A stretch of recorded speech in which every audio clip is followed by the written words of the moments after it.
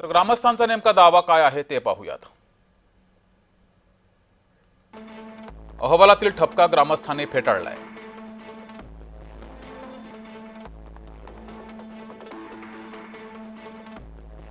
कामाला 2026 पर्यंत मुदत वाढ ही मिळाली होती असं ग्रामस्थांचं म्हणणं आहे।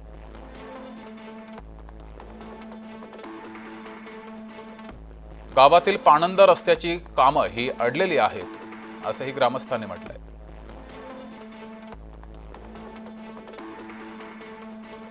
मूळ विषय बाजूला ठेवून गावाची बदनामी सुरू आहे असाही आरोप ग्रामस्थांनी केलाय।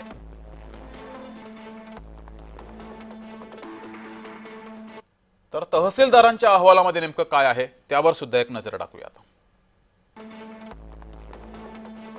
कुरडू गावातील मुरुम उपसा बेकायदेशीर आहे असं तहसीलदारांचं म्हणणं आहे। सरकारी कर्मचाऱ्यांचं हे म्हणणं आहे। ग्रामपंचायतीने 120 ब्रास अवैध मुरुम उत्खनन केल्याचं आढळलंय असंही तहसीलदारांनी अहवालात म्हटलंय। कुरडू शिराळ आणि कुरडू अंबाड पाणंद रस्त्याच्या कामासाठी मुरुम उत्खनन झालेलं आहे।